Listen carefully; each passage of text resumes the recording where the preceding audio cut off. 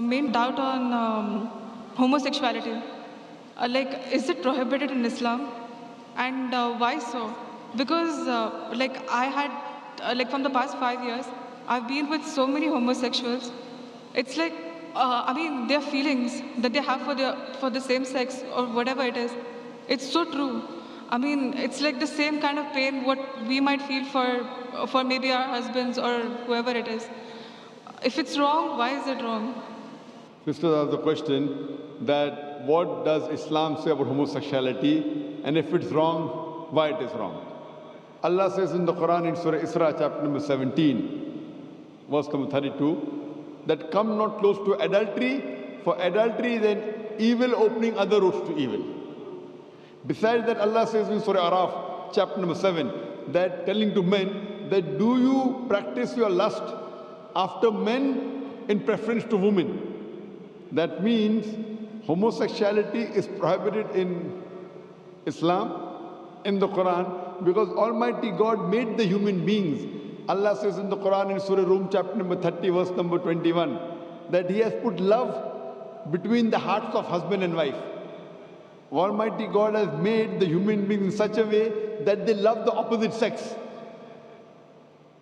Generally, naturally, no human being loves the same sex. I'm talking about the love which is required in husband and wife, not the platonic love which you have between your brothers and between your sisters. Now, initially, there was a research which said that homosexuality is genetic.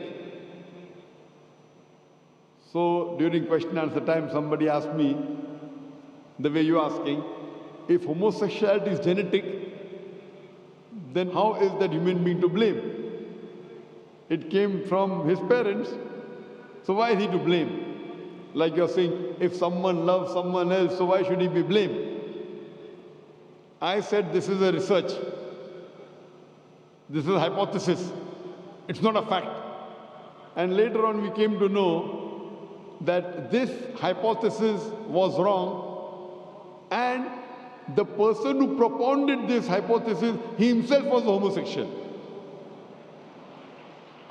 So homosexuality is not genetic. It comes, today science tells us, how do homosexuals evolve? Because what Almighty God has given permission for a human being, what's permitted. You get married, do nikah, you can have sex with your wife.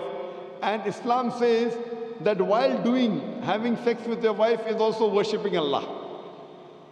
Because you're preventing the haram, you're not going outside the marital bond to satisfy your urges. That's Islam. Today science tells us, today research tells us that those people who have multiple life partners outside the marriage bond, as compared to those who only have with the spouses, they enjoy their sexual life much better than the others. And what happens today, when you get tired with it, you go to the Western countries, you have mistresses, 5, 10, 20, no problem. You start then doing unnatural things. When you start doing unnatural things, you don't follow the law of the Creator and you try and satisfy your urges in the wrong way. The moment you keep on doing the wrong way, then you keep on going beyond what is natural, and that's how the person becomes homosexual. It is not genetic, because you go beyond the limits what Almighty God has permitted you. You try other things, you try unnatural things, and finally you land up by saying you no longer enjoy having sex with the opposite sex, so you have sex with the same sex.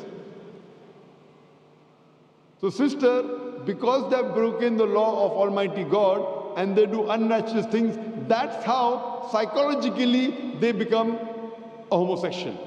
So but naturally, if you break the law of Almighty God, that's totally wrong. And that's how it lands up a person being homosexual. So they are to blame, and Islam prohibits homosexuality. Even Christianity prohibits homosexuality. Most of the religions are against homosexuals. It's now the Western countries are saying, because in democracy, whatever majority says, you win. Majority wins. In Islam, majority doesn't win, the haqq wins. The truth wins. I remember when I had gone to Canada in 1996, the first time I went to give a lecture, in the front page I saw a man kissing a man. A man kissing a man, and it says that they have married each other. Today in Western countries, if I speak against homosexuality, it's a crime. It's a crime. So what we realize that previously, all the countries, homosexuality was a crime. Then some Western countries like Canada gave legal sanction to it. Today, most of the Western countries, homosexuality is legal.